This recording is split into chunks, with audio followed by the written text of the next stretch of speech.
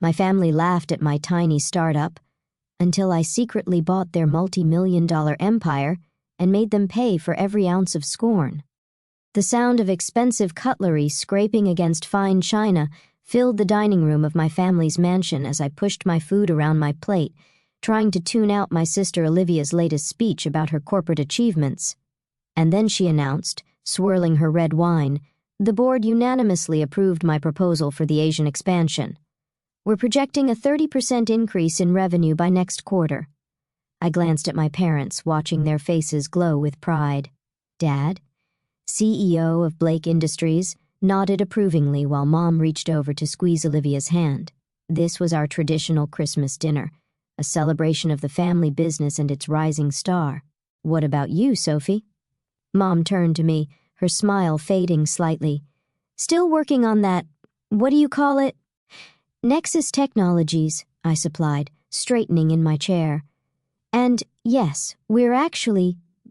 Our little startup, Olivia interrupted with a laugh. What is it now? 2 years and still working out of that tiny office downtown? I bit my tongue, resisting the urge to correct her. The tiny office was just a front. What my family didn't know was that Nexus Technologies had quietly become one of the fastest-growing software companies in the country. We operated under various shell companies, our true ownership hidden behind layers of corporate structuring. Someone has to try something new, I said carefully. Not everyone wants to work for the family business. Dad set down his fork, his expression hardening. The family business that put you through Stanford, that paid for your MBA. That same business you turned your back on. I didn't turn my back on anything, I replied. I chose to build something of my own. Build? Olivia snorted. Sophie, let's be honest. You're playing entrepreneur while the rest of us do real work. Blake Industries is a Fortune 500 company. We're about to launch the biggest expansion in our history. What have you built? If they only knew. While they'd been focused on their traditional manufacturing business, I had developed an AI-driven supply chain management system that was revolutionizing the industry. Major corporations were already using our software, including several of Blake Industries' competitors. I'm doing fine, I said simply, taking a sip of wine. Fine isn't the Blake standard, Mom chimed in. Look at Olivia, youngest VP in company history, featured in Forbes 30 Under 30. We just want you to live up to your potential, darling. I thought about the email I'd received that morning, an offer from a major tech company to acquire Nexus for $2.8 billion. I turned it down. My plans were much bigger than that. Speaking of potential, Olivia continued, the expansion project needs additional funding. Dad, have you considered approaching Morgan Stanley? Their tech division has been very aggressive lately. I hid my smile behind my wine glass. I knew exactly why Morgan Stanley was suddenly interested in manufacturing technology. They'd been trying to get a meeting with Nexus's mysterious CEO for months. Actually, Dad replied, we're exploring several options. The market's tighter than we expected, but Blake Industries' reputation speaks for itself. What they didn't know was that their reputation wasn't enough anymore. The manufacturing sector was changing rapidly, and companies that didn't adapt to new technology were being left behind. I'd seen their financials, not as the daughter they dismissed, but as the secret owner of a significant portion of their stock. Have you considered private equity? I asked innocently. I hear Phoenix Capital is looking for manufacturing investments. Olivia rolled her eyes. Please don't try to give business advice, Sophie. Phoenix Capital doesn't even take meetings with companies our size. They're way out of our league. I nodded thoughtfully, not mentioning that I'd had dinner with Phoenix Capital's CEO last week. Being underestimated had its advantages. Well, Mom stood up, smoothing her expensive dress. Shall we move to the living room for dessert? Sophie, help me with the dishes. In the kitchen, Mom busied herself with coffee cups while I loaded the dishwasher, a task Olivia was apparently too important to handle. Honey, Mom said softly, I know you think you're proving something with this startup business, but it's time to be realistic. There's always a place for you at Blake Industries. I straightened up, meeting her eyes.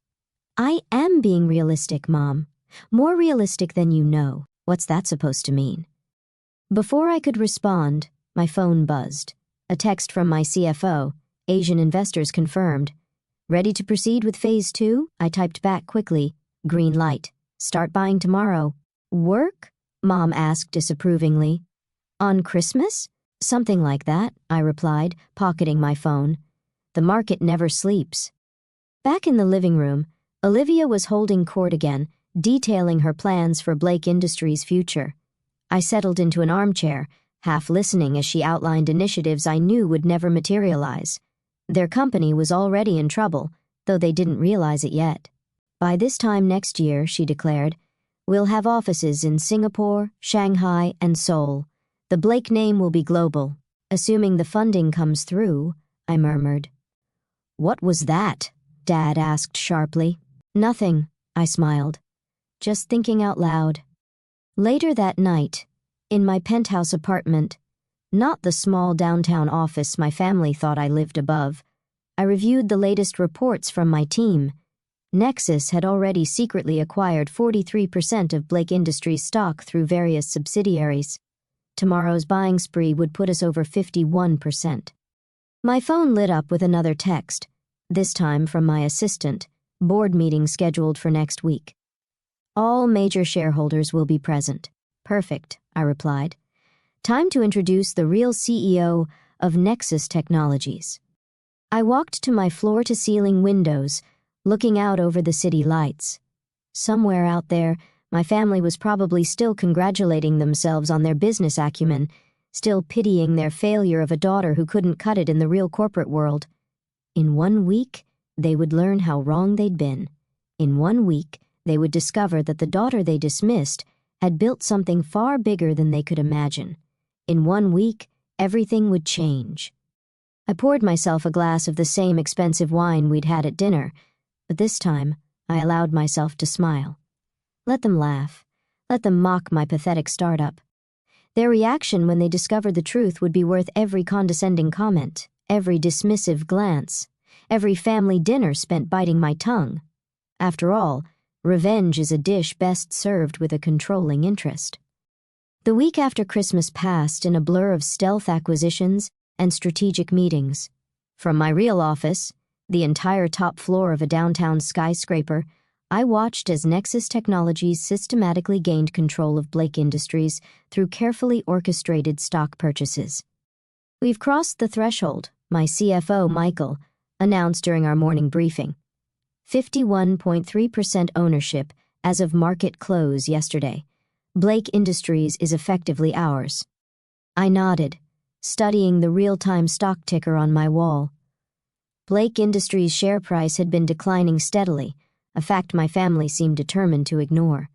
Their outdated manufacturing processes and resistance to technological innovation had left them vulnerable. What's the status of their funding search? I asked, though I already knew the answer. Desperate, Michael smiled. Every major bank has turned them down. Morgan Stanley won't even take their calls anymore.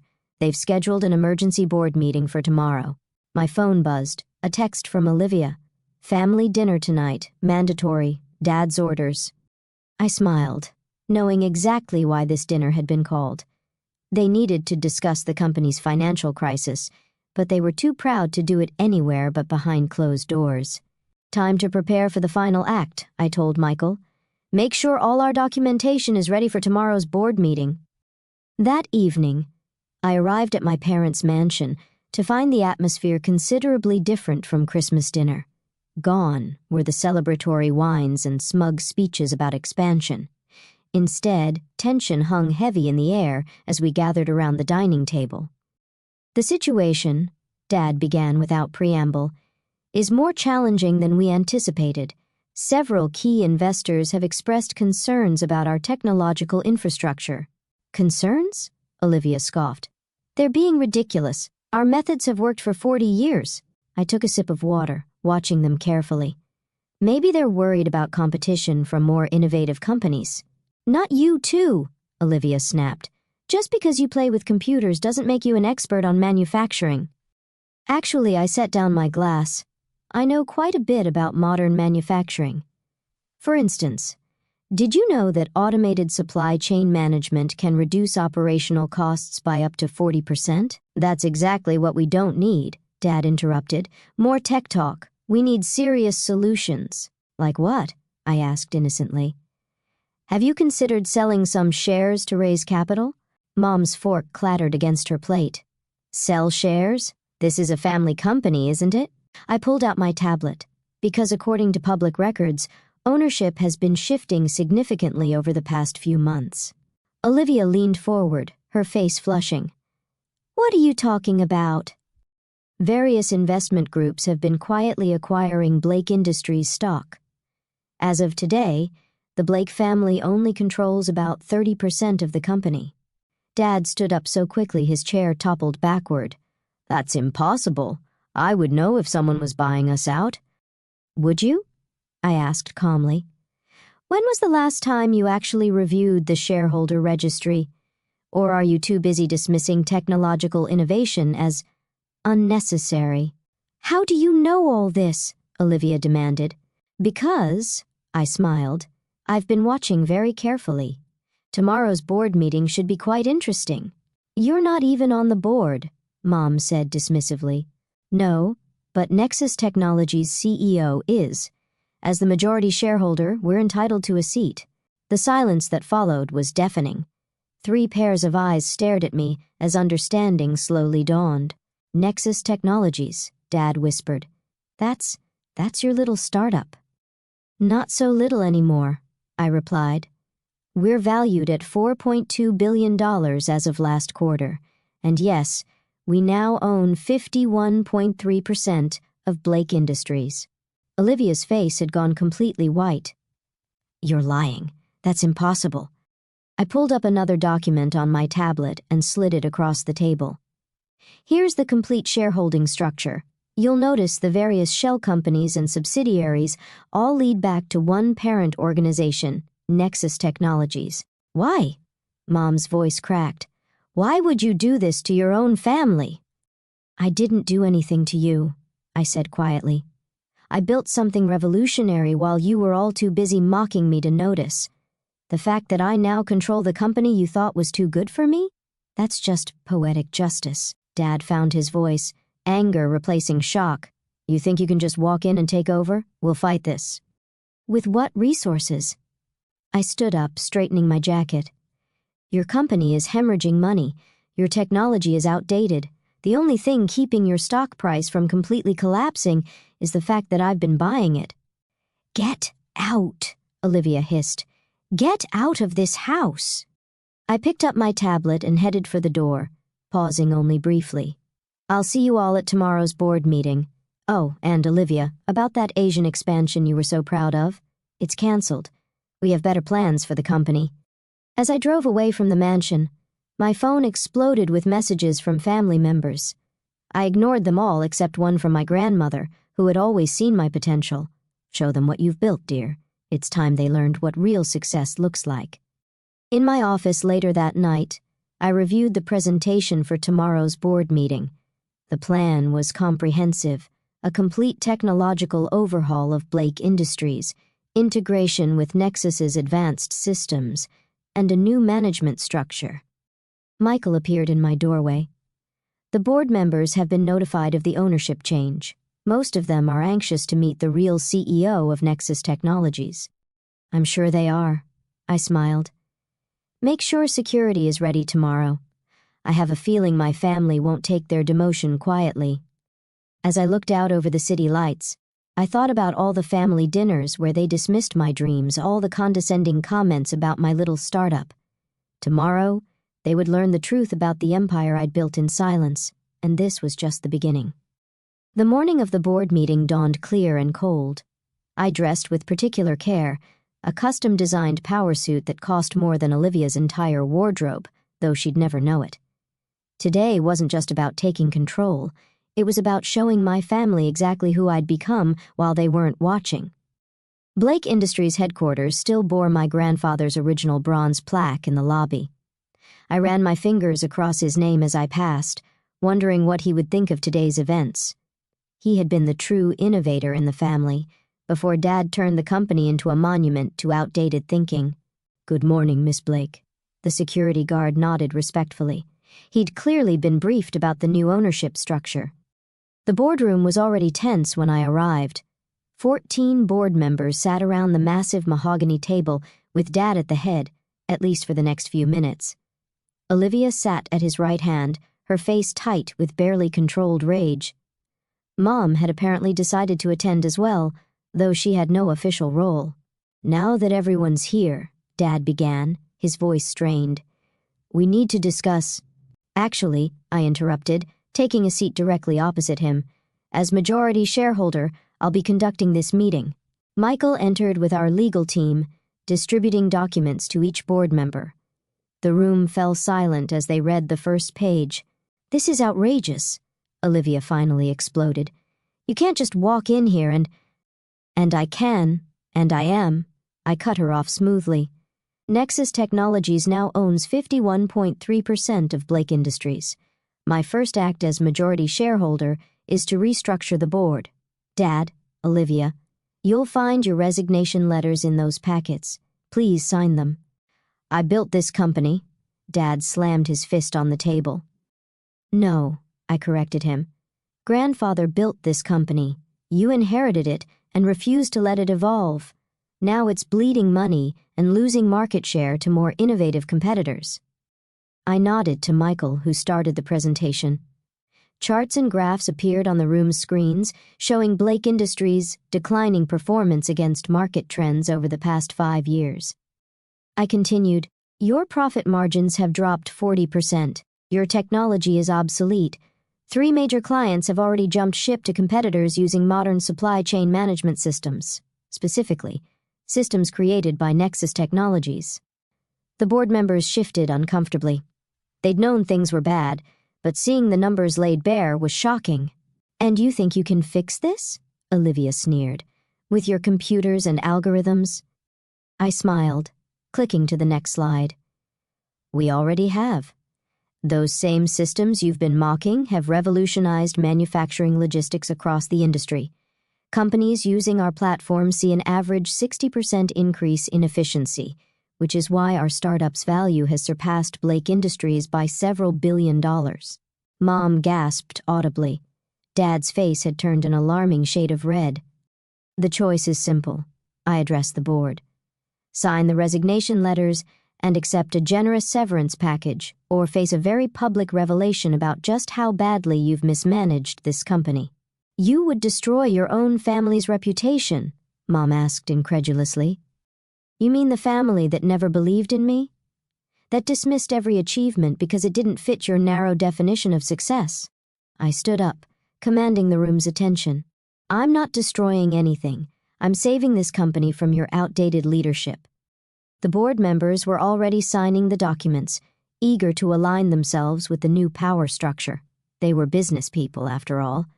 They could see which way the wind was blowing. Dad stared at the resignation letter for a long moment, before finally picking up his pen. "I never thought my own daughter would betray me like this." "Funny," I replied. "I never thought my father would be too proud to see the future of his own industry. I guess we both had blind spots." As security arrived to escort them out, Olivia turned back for one last shot. "You'll regret this. You have no idea how to run a real company." I laughed genuinely for the first time that day. My little startup is worth $4.2 billion. I've revolutionized an entire industry while you were playing corporate dress-up. I think I'll manage. After they left, I moved to the head of the table, my grandfather's old seat. "Now, shall we discuss the real future of Blake Industries?" The next few hours were a blur of strategic planning and reorganization. By the end of the day, Blake Industries had a new board, a new direction, and a new connection to the technological innovations that would save it. 1 week later, the business world was buzzing with the news. Tech prodigy reveals secret empire. Nexus Technologies CEO takes over family business. Sophie Blake, the hidden billionaire. I received exactly one message from my family, a handwritten note from my grandfather, who had been quietly watching from his retirement. "You did what I always hoped someone would. You brought Blake Industries into the future. I'm proud of you, kid." The note now sits framed in my office, next to the original business plan for Nexus Technologies that my family had laughed at years ago. Every morning I look at them both and remember that success doesn't always look like what others expect it to. 3 months later, Blake Industries' stock had doubled. Our integrated technology platform was revolutionizing the manufacturing sector, just as I had predicted. The board members who had so quickly switched allegiance were now falling over themselves to praise my vision. Dad and Olivia eventually tried to reconcile, of course, once the company's success became impossible to ignore. I received elaborate apologies, explanations about how they'd only wanted what was best for me, invitations to family dinners where they promised things would be different. I declined them all. Instead, I sent a simple response. "The time for family dinners is past. If you'd like to schedule a meeting, please contact my office. We can discuss your future roles in the company, starting at entry level. Of course, everyone needs to learn the basics of modern manufacturing." They never replied. Now, 1 year later, I sometimes drive past our old family mansion, remembering all those dinners where they dismissed my little startup. The house seemed smaller somehow, less imposing, or maybe I'm just seeing it through new eyes, the eyes of someone who built something bigger than they could imagine. Last week, a young intern asked me why I'd kept my company secret for so long, why I'd let my family underestimate me until I could take control. "Sometimes," I told her, "being underestimated is the greatest advantage you can have. People show their true nature when they think you're beneath them, and success is sweetest when no one sees it coming." She nodded thoughtfully, then asked one more question. "Was it worth it, giving up your family for success?" I looked out my office window at the city below, at the empire I'd built while they were too busy mocking me to notice. "I didn't give up anything," I replied. "They gave up on me long ago. I just proved them wrong in the most spectacular way possible. And that really was better than any family dinner could ever be."